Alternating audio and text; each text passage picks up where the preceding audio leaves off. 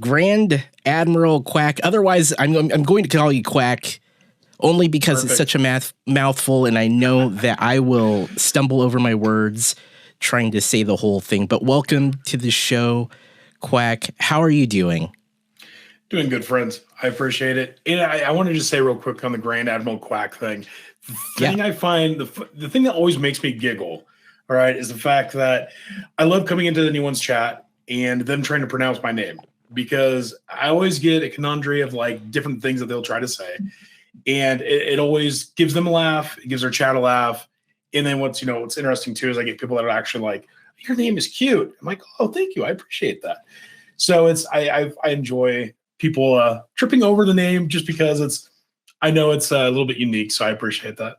I can sympathize in terms of people stumbling over the name because it's a lot of the same letters, M's, O's, and A's. It's at first glance, and especially streamers, we're trying to read chat. We're likely to get names wrong or misread. I could put together a supercut of every time I've rated a streamer and they've said more armor. And so within my community, more armor has been kind of my my name that they call me by, because that's what so many people have said, more armor or more aimer. People it happens. And so people stumble upon the name in different ways. Yeah, I've had someone tell me I spelled it wrong. And I'm like, languages, bro. There's multiple languages out there. They spell amor. Beauty of this world. Yeah. So they're like, why isn't it spelled with a U? I was like, it's different language, but that's okay. It happens. Yeah. Well, it's funny with me. Like they want to say they get so worried when they say crack instead of quack. Yeah, they'll say Grand Admiral Quack, and it's like they're like, oh, I mean, Grand Admiral Quack. Can I call you GAQ? Can I just call you Quack? And it's like, call me whatever you like, my friend. Call me a fowl. Call me a duck. I don't care. It's all good. But it's always funny, like when people catch themselves and they just think twice on. They're like, did I say it wrong or did I say it right? Yeah, they have that pause. Yeah, it's funny, and it happens all the time, right? And anytime you're on Twitch, there's so many times that it gets mispronounced or misread. I'm pretty sure I probably misread it the first time I saw your name, but thank you for that anecdote, because it makes me feel better about my own situation. Quack, if you could tell me, what is your channel about? If you could give us the quick overview of what to expect when coming to your channel. Well, one of the things I like to be able to do is I like to treat everyone as friends and family. And part of the things that we do in our community, outside of just building Lego, is really being able to explore imagination and the things that can bring us back to what it was to being like a child. As we grew up as an adult, we kind of lose our imagination and things like that. And so one of the things I try to do on our channel is, as a community, build and have a understanding in a universe that's ours as a whole. And so we do a thing called Quack First. And so the whole part of the community is to basically foster friendship, to help one another. Also, I deal with my own anxieties and stress in life. And so being able to show others through Lego how these things can be beneficial to them and help them through the trials and the things that they face in life. That's one of the things I try to do. So it's the biggest thing I try to get across to my community is that we're all there to help and that we all want to be able to have a good and relaxing time. So it's always, for the most part, unless I get excited about something, it's always chill vibes and good times. And so that's one of the things that we try to push forward in our channel. So how long have you been streaming, and how long have you been working on your channel? I want to say like middle of March, and then really started streaming in April of this year. Okay. And so I'll be coming up to 1 year this coming April. I've been a part of and lurking in the brick building community since November of 21. I got a huge benefit from a lot of you folks with being able to watch brick building at work. I watched a lot of the early streamers that are during the day while I'm basically working at work. I'll put it on an iPad. And I've been a lurker of variety streamers for ever since the Justin.tv days, so a long time. So streaming is always something I wanted to do.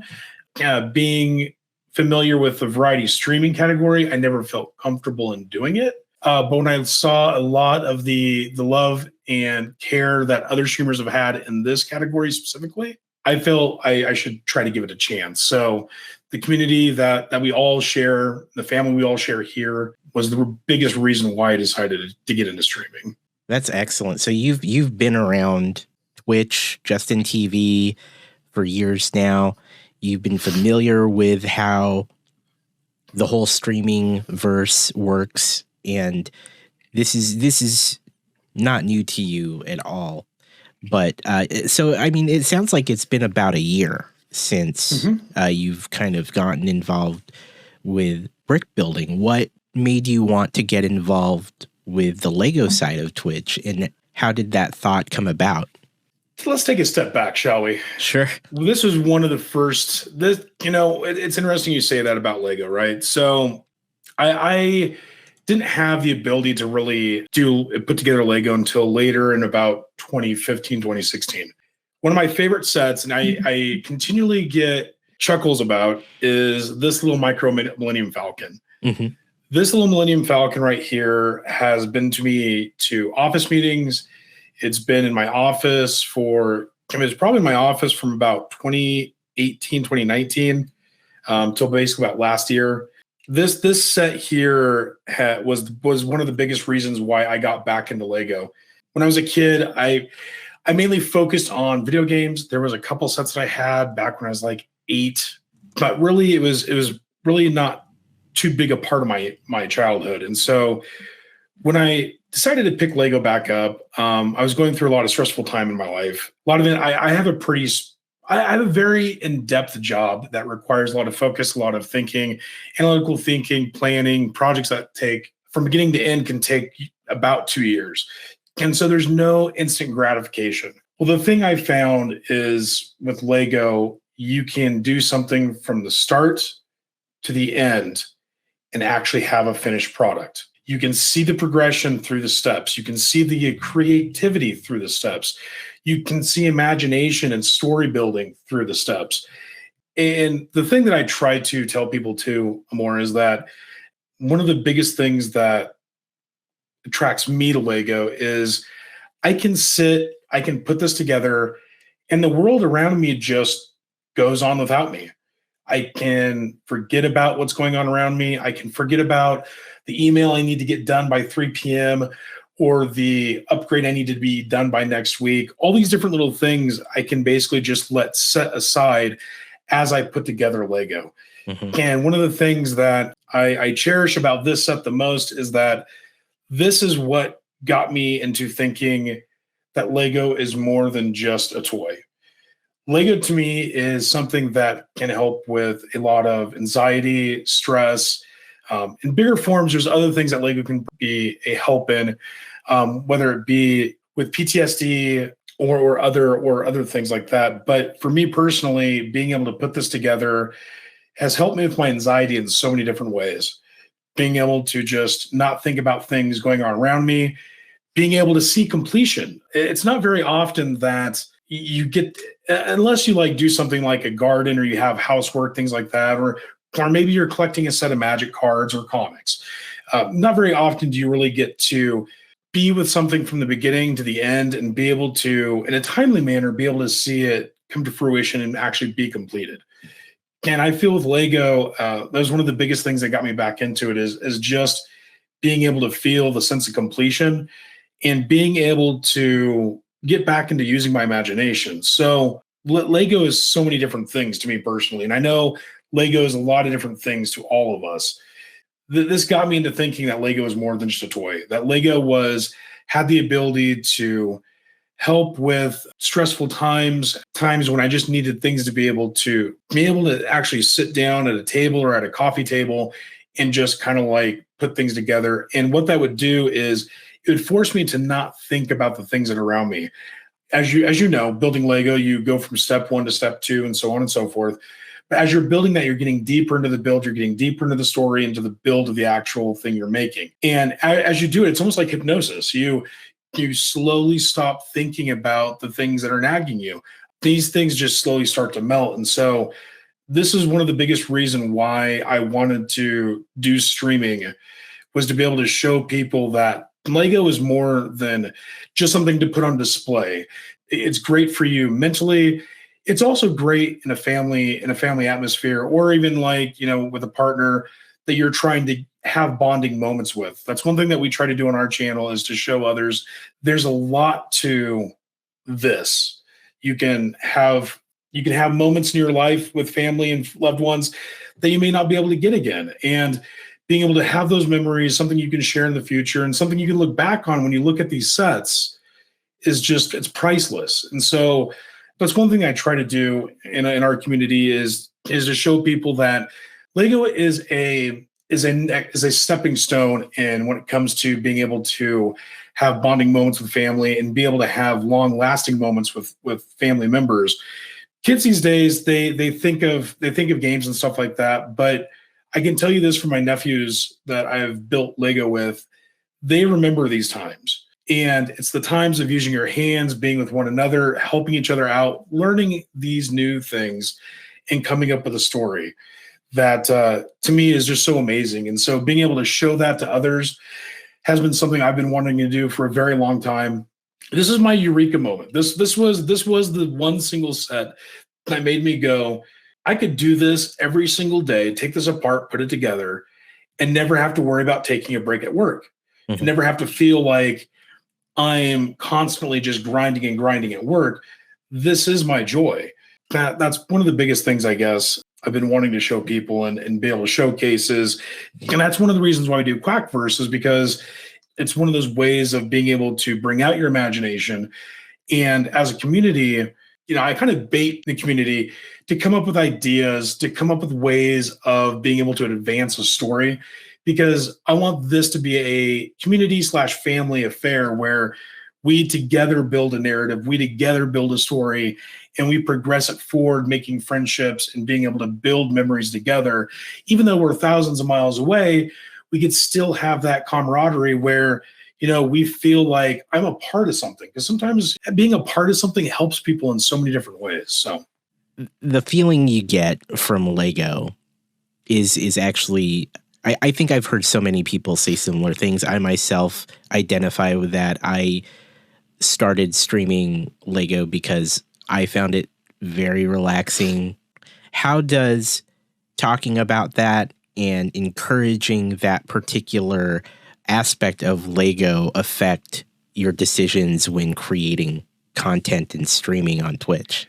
Everything I've been building lately has been Hogwarts, has been Star Wars, because we're building a narrative with Lego for these different themes. And so the minifigs within the sets become a part of the story. And so we get people that are interested in being these characters.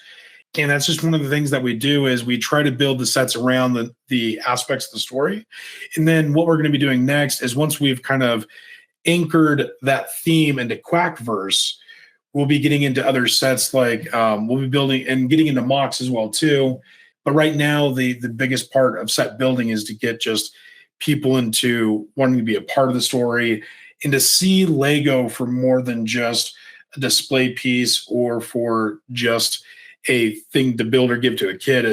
It's also to help with imagination and help with being able to get back that aspect of our lives that we neglect as adults, because adults, we have bills to pay, things to do, people to see. We don't, sometimes the only time we can really take advantage of our imagination is when we sit in front of a TV, watching a movie, watching a TV show, or maybe reading a book or a comic. For a lot of people, they don't have a lot of that time. They just kind of take day by day through life, and they just don't have that break. So that's one of the things that I'd like to be able to try to do, is to kind of show people that with Lego. So that's why we're doing sets right now that are specific to a purpose. How do you explain this whole thing to someone who's brand new to your channel? And the way I bring it up to people is that we are a community of imagination and just relaxation. And so one of the things that I try to do is by telling people that Quackverse is a story that we can all be a part of. that you can drop in, drop out, just like a video game. You can be a part of these stories by answering questions. Their vote and thought matters. Everything we do in Quackverse is basically kind of built off the choose your own adventure type stories. We are basically expanding our imagination by going through and utilizing Lego in a manner that I don't think is normally done, where we bring apart different themes, different characters throughout the universe of Lego, and just kind of build our own story on that.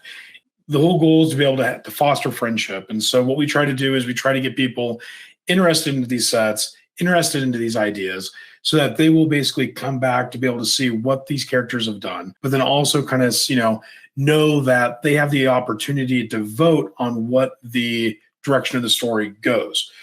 People will come in, they'll sit and they'll lurk, and then they'll ask, why are you doing this? I want to be able to show you what it's like to be able to dream and take your imagination to a new level.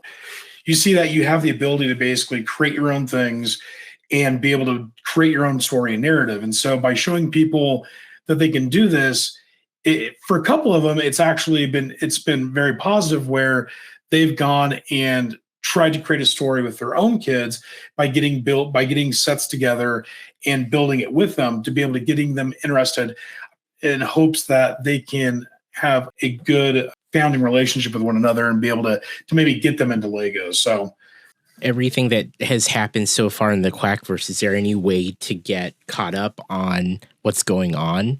As someone who's pretty new to it, like, if there's no way, there's all this history at a certain point, how would I, if I was curious, how would I be able to find out the story so far?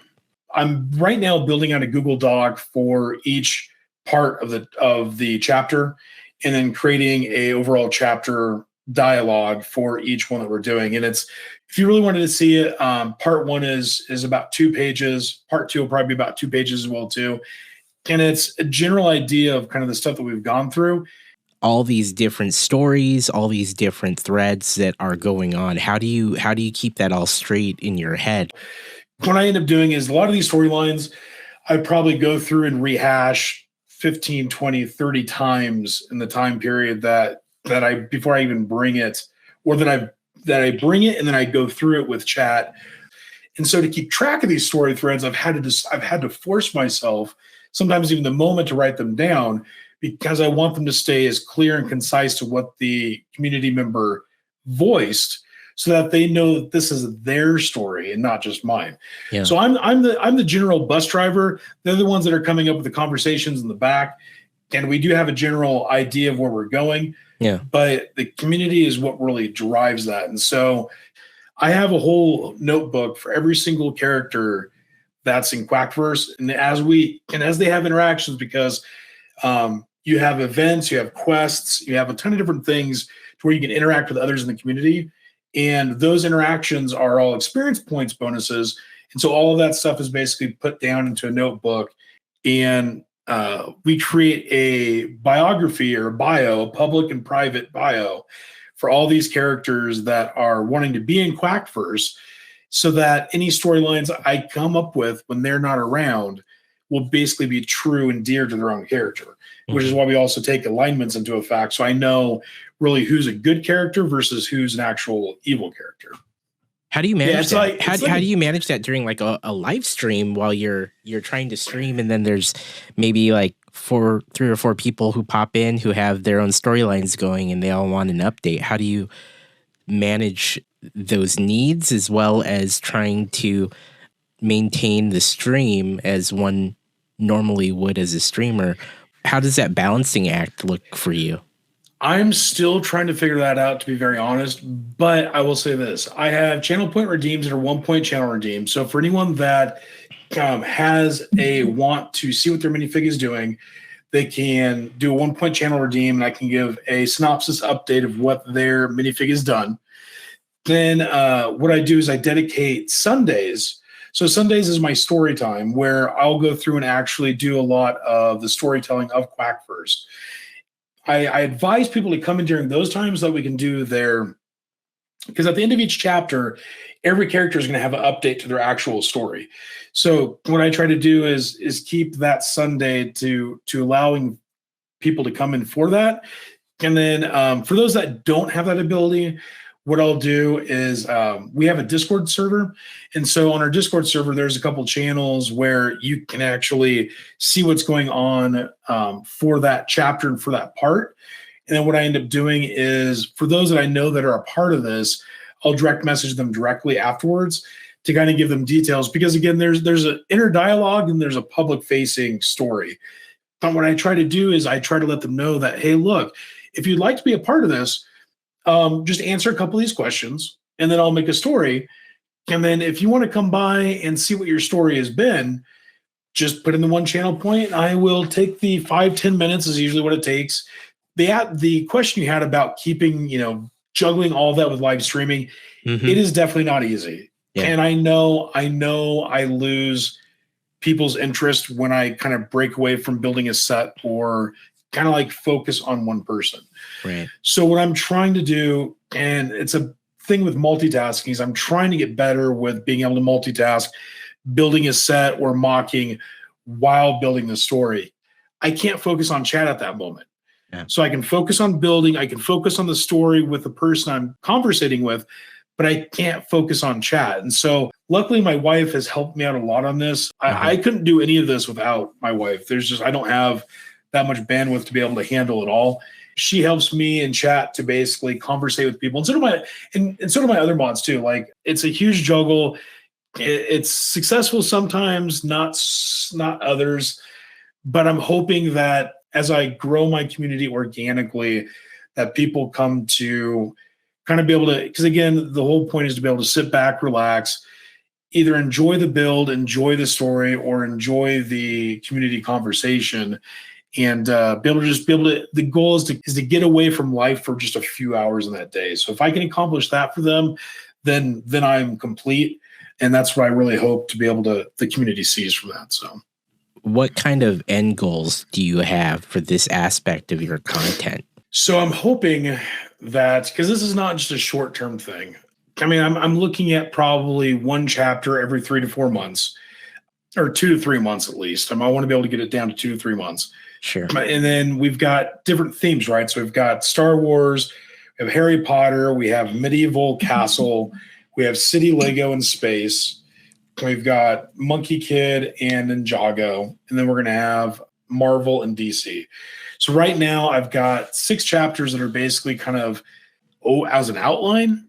And then what I'm hoping to be able to do is get that streamlined to a point where I can really focus on Sundays for that and then do other things with the channel. Like one of the things I try to do with mental health is be able to show through sorting and storing bricks, the aspect of, again, focusing on a very simple goal, focusing on something from beginning to end and actually having something as proof that it's been finished. And so what I try to do is with the channel is, for one, I try to show them the different cool bricks that you can get on the pick a brick wall. 2, I also try to show them the ability for sorting as a anxiety relief, being able to, again, just sit down and not do anything that's outside of that, to be able to break away from the stresses of life. Try to show them that as a focus. And then on top of just sorting, doing like set builds, and then now we're going to start getting into mocks. So each chapter within Quack First has an overall diorama.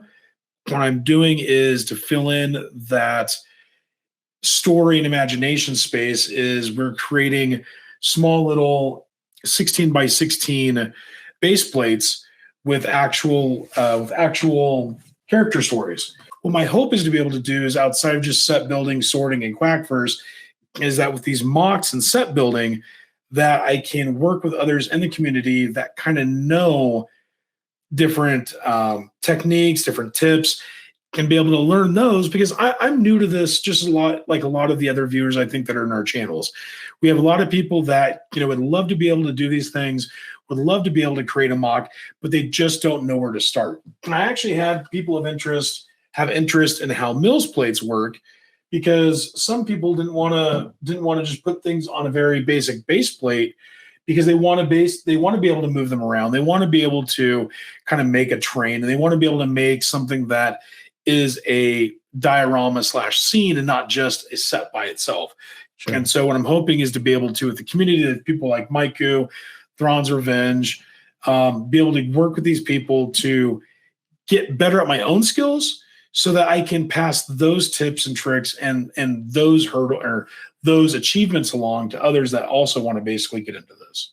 Interesting. So I'm getting, as far as like overall goals for the narrative and what you're trying to do, it sounds like you're also trying to use that as a vehicle to accomplish other things, whether it be getting into mocking, getting other sets built, things like that. Are there any other higher level goals that you're trying to, or things that you're trying to accomplish with the Quackverse that you're hoping to do that you haven't done yet on your stream? Kind of, sort of. I've kind of started a lot of it. One of the parts that I want to do is I want to get more into charity drives. I want to get more into doing charity streams and being able to do things to be able to get back to charity. It's the build to give is the thing that Lego's doing right now. Yep. And if you build a little present or something that looks like a present, and you take a photo and then you post it onto social media with the hashtag build to give, Lego will basically until December 23rd give a set to a child in need during the holiday season. So what I've been trying to do is to slowly get into these types of easy, I call them low-hanging fruits. They're tasks that are easily accomplishable by little effort. So what I'm trying to do is I'm trying to get into doing charity streams and things towards charity that showcase those types of small little things that you can do to basically help give sets to kids. So that's one of the things that I'm trying to really push for, that I'll be pushing for more in 2023. The biggest thing, though, is to try to push the mental health aspect, being able to show people through knolling, through set building, through imagination, these different things that, in all honesty, could help everyone in life to be able to have a little less anxiety and a little more peace in their life. And so that's the biggest thing that I'm striving for from the very beginning all the way through now, is that whatever I do, I just want to be able to help people and be able to help them be able to get through the things that they may be struggling, just like I do in my own life. So that's probably the biggest focus. Everything else is just the cherry on top. If I can build a story with Quackverse, which personally makes me feel good, because through imagination, I release my anxiety and my stress, just like other people do with art, people that do painting, people that do sculpting, a lot of these skills that require actual physical creation of something, these all help people get through anxiety and stress. I have talked to people that have had anxiety, that have been diagnosed with anxiety when they were really young kids. And I've also talked to people that had, and I can't remember what this one person had, but he's confined to a wheelchair, and when he was younger, he had a lot of motor skill issues, and he wasn't able to pick things up very easily. And he's currently a grad student here at the university in our state. And so I'm going to be doing a fireside Quack with him, hopefully in March, because I want to be able to talk to him more about how he was able to utilize Lego. But from meeting him at the Lego store, because we met one day when I was filling up Pab cups, I talked to him. I was like, so what did Lego do for you that you wish others knew about? And he told me his story about how he's a kid. He was confined to a wheelchair since I think he was like either 9 or 10. He had a degenerative nerve disease, I believe is what it was. And he was having issues basically utilizing his hands and his fingers. And so through Duplo initially, and then through utilizing Lego bricks, he was able to regain that motor functioning back. And one of the things he said, he's like, my own doctor said, if I wouldn't have built Lego from the time I did when I was young till still to this day, my motor skills would not be where they're at. He's like, I can write no problem now. If I need to, I can take pictures without shaking. I can eat with no problem. He's like, I can't walk, but that's okay, because in the end, building Lego has given me so much more back for my life, is what he was basically telling me. And so that's one of the things that I really want to showcase to people and to show, is that there's so much for Lego that I think it's kind of like the iceberg effect. We only see 10% of it, but there's 90% below the actual water that we don't see that Lego really is. And that's really what I want to be able to get for people, is to show them there's a lot of stuff that we as a society can do for one another. Utilizing Lego, that in the end could help people get through hurdles in life. There's definitely a lot of good examples of how Lego has helped people in multiple ways. How are you taking that inspiration and applying it in real time to the things that you're doing? I get a lot of energy, and I get a lot of motivation because of what I've seen others do with Lego. The fact that I've talked to people that have had physical disabilities that have regained motor function back, that I've talked to people that have faced these issues with strokes, or even like society-based depression or anxiety. Talking with these people that have actually utilized Lego and it's helped them has given me hope that being able to share this will at least help one person. If I can at least help one person each and every stream, that gives me the confidence, the energy, and the power to want to do another stream. And the people that I've had come into my stream that have kind of told me, whether it be in private or in chat, that the things I showcase are well-hearted, well-intended, and have a good purpose.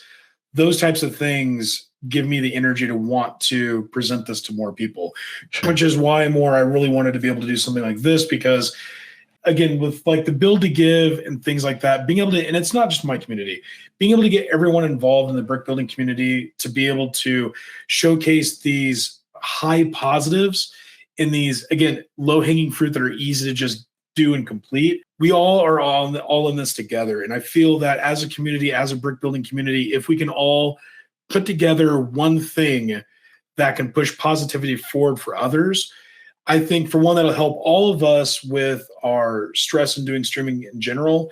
It'll help all of us to feel that we're doing a positivity in the world, and for all of us to basically kind of just try to pay it forward by inspiring others and helping others to want to do good for other people. That's really what.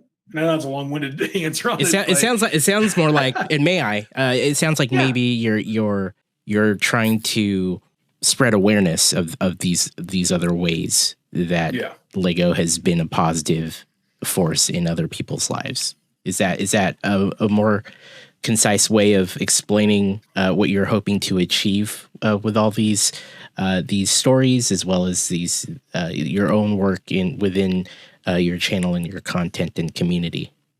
Yes, more. As far as building out the Quackverse, talking about mental health, were there other aspects of your stream that you're hoping to build upon to further this goal? One of the other things too, and kind of like I know what others in the community have done, is I know a lot of people have kind of dovetailed off with Lego and have done like Gunpla, and they've done like some video gaming and things like that.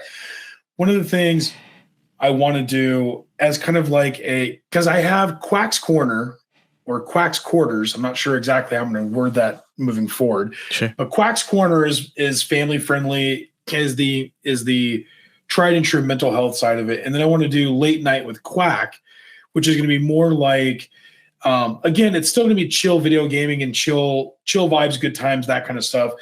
But it'll be content that is more like actual video gaming. And maybe, I have a couple people in my community that are, and this is where it kind of, I've been hesitant to do this, but like a part of my community has questions about computers, has questions about technology. And so what I want to be able to do is I want to be able to either have a segment that I can put on YouTube or something where I can help people with general computer stuff, being able to understand technology, being able to get past the things that sometimes can seem overwhelming to people. I really want to be able to do like some laid back video gaming on the end of nights and on days that I'm not doing Lego. I'm hesitant. That's why I've been like watching on your stream and stuff and others about how to really handle Lego streams and a specific branding content versus content that is still within the mission statement, but may not be what the general community is there for. So, right. Which I know, like, if I were to go from Lego to video games, I'm going to lose some people just because I know people are there for Lego.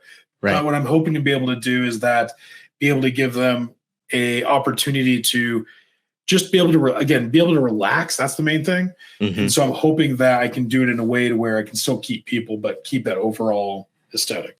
I mean, it certainly sounds ambitious in terms of all the things that you're trying to do. There's a lot of plates to spin, come to think of it, because if you're looking to do your core content, which is the Lego builds, which are associated with the Quackverse, having your mental health discussions, and then bringing in the tech talk, so to speak, as well as these other things, it certainly begins to take a lot of different avenues for your content.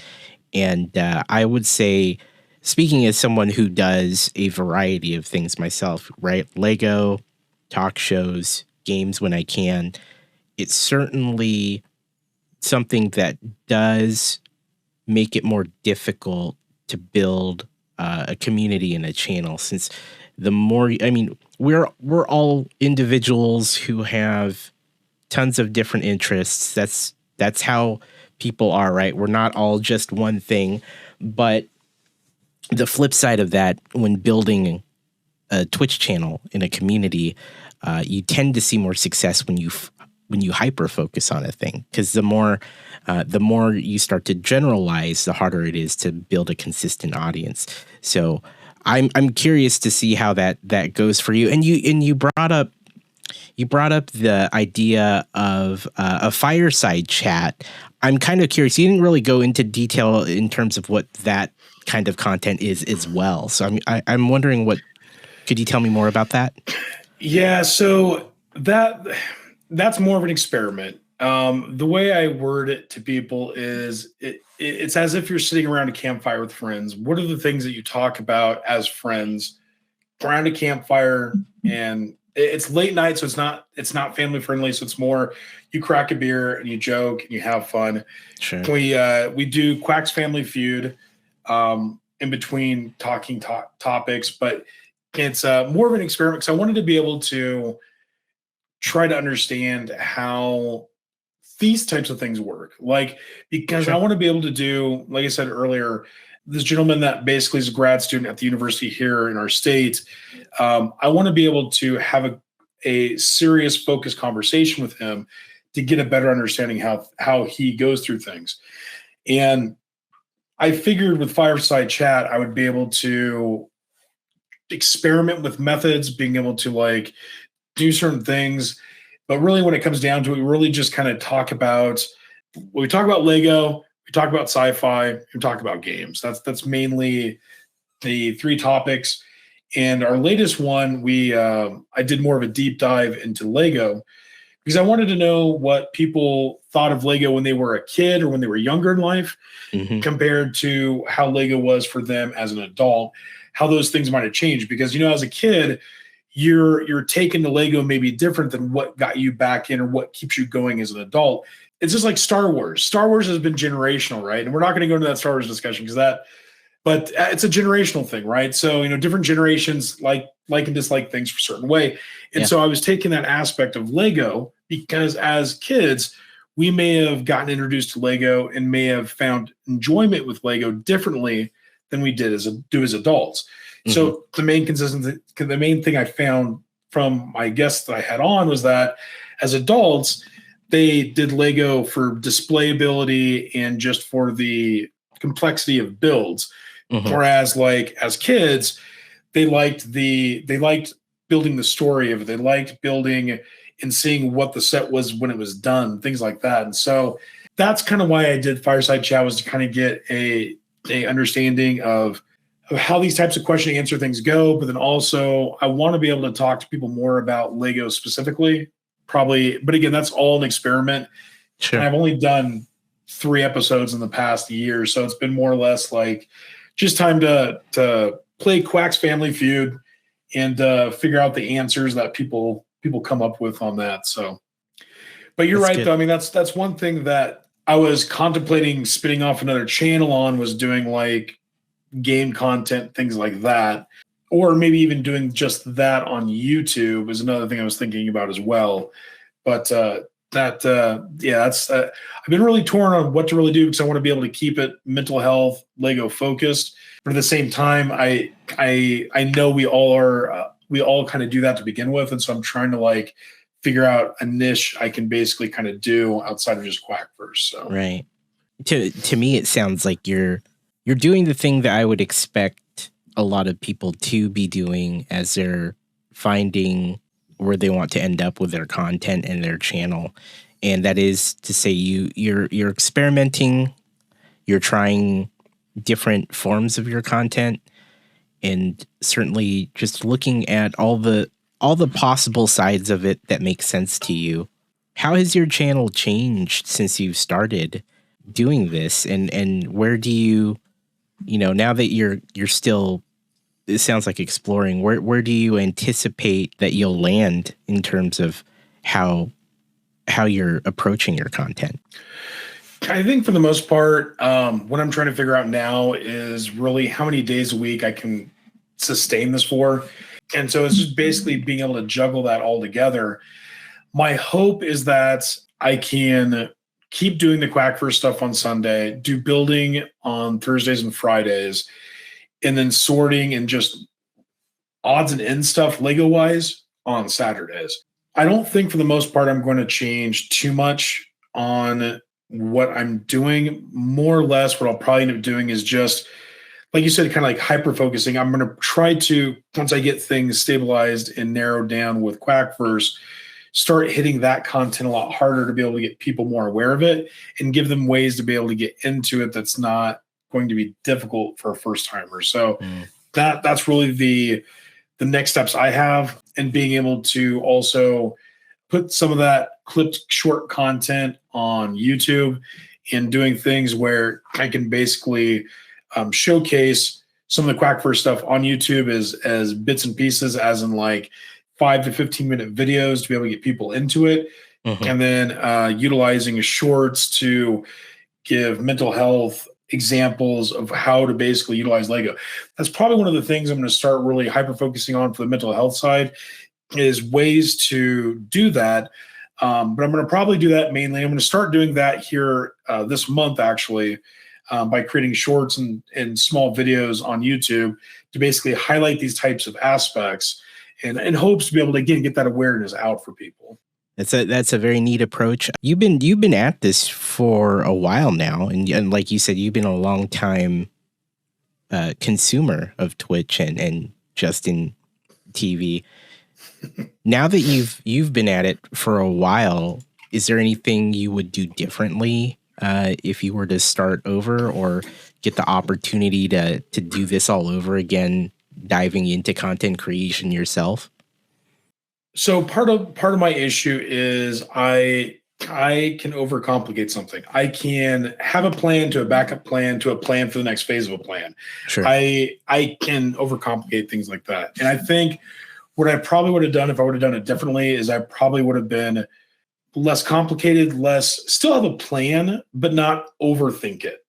And one of the things that like I probably would have done differently is focused on the fun side of it instead of the more planned, and trying to get Quackverse into going. I probably would have taken a little bit longer on that. Would have probably focused more on set building and just getting into understanding how streaming is. It's been, and this is something I say every time I stream.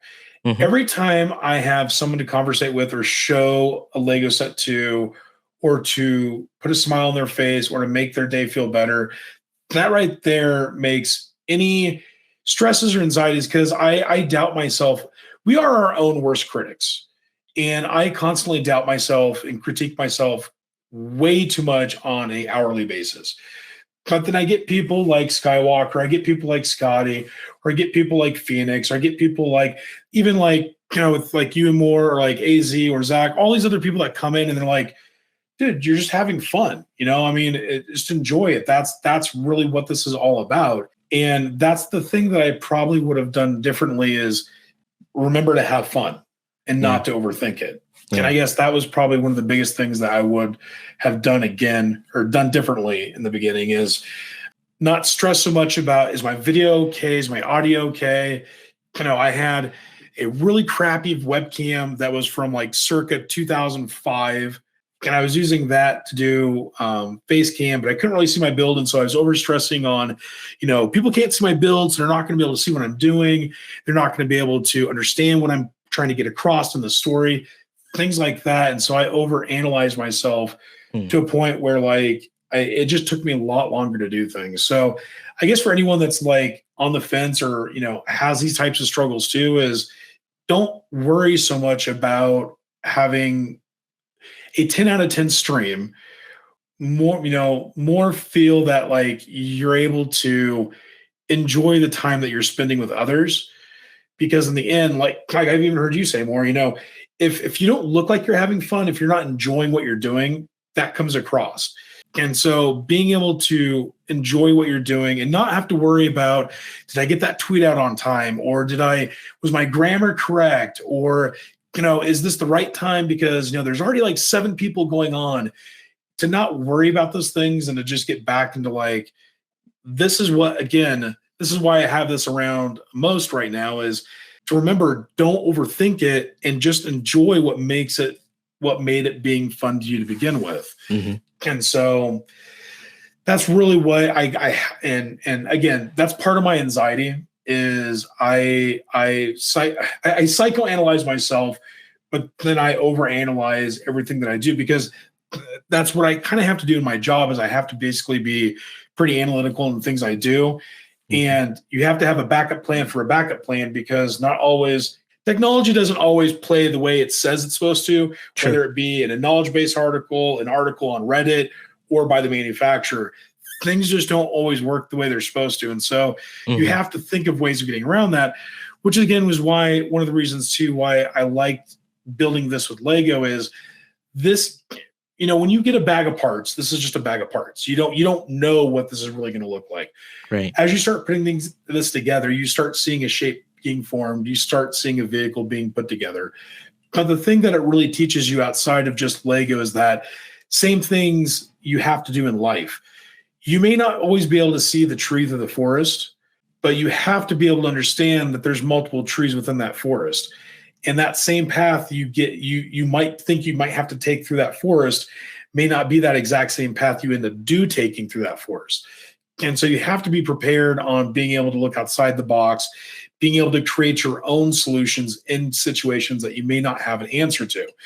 And that is one thing that I fully believe with Lego, is that you can create and understand the things outside of the box. That's why I think that, to me, that's what I feel mocking is the most, is that you're taking the same amount of parts, you're making 4 different things instead of a Millennium Falcon, and you're calling them all a creation.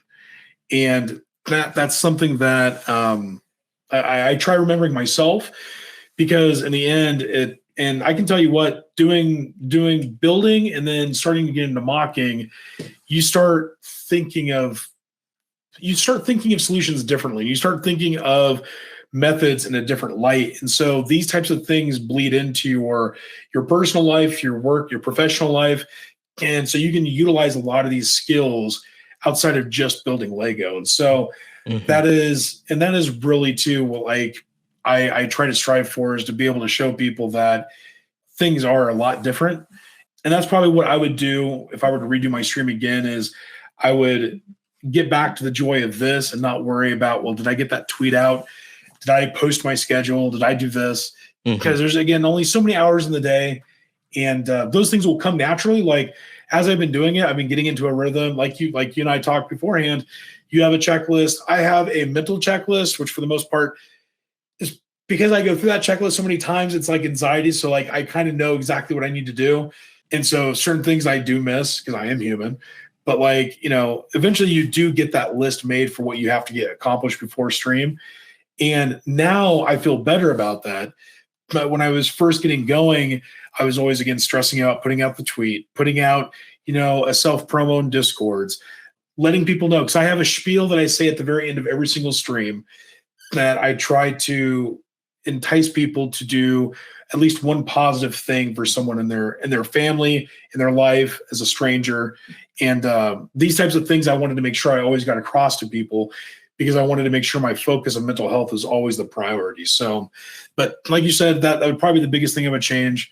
And but through doing this now for almost a year, it's slowly but surely I'm able to take these training wheels off and start doing a little bit better and expanding into kind of doing more things that I want to do with mental health and with Lego. So when it comes to mental health, when you're feeling like you're in a place that may not be the best for a stream, how do you deal with that? And what do you do in those situations?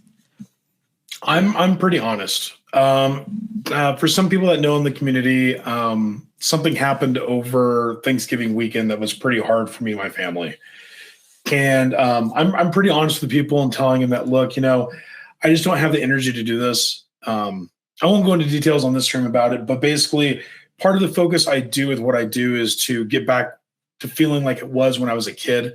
The enjoyments, the sensations of seeing a brand new Lego box for the first time and not knowing what to expect. All these things, because, that's one of the joys about being when we were kids is, before the internet, before a lot of like easy to access magazines, you would look at a box and you would just start seeing what you can do. Mm-hmm. And so I always try to put myself into, what this set would do for a kid, what playability, what imaginability does this bring to a kid, and how can I express that to us as adults to be able to show that, this is something that we should never forget as an aspect of our life. Well, when it comes to mental health and how I get about it, if I'm not feeling it, I'm pretty honest, because I can't get into that mindset. And so I'll tell people about that. That's happened to me before. But I feel with my community and with what I'm trying to do with mental health, being truthful, honest, and close to reality as I can be, I feel is just as a help as it is to say, well, you can do this for anxiety, you can do this for anxiety, but then never allow people to see me when I'm dealing with my own anxiety. I don't feel as honest with people. So I know, because of the people I know in my own life that are dealing with anxiety and other social stresses, that sometimes at a certain point you have to like break away from the room and go off somewhere, because you don't want to affect others in that same way. Yeah. So just because you have something that struggles you in life at that point doesn't mean it has to affect you moving forward. And sometimes, again, when life serves you lemons, you do got to make lemonade. So now that you've been doing this for almost a year, my next question would be, where do you hope to see your content and your community another year from now? Where do you hope it ends up?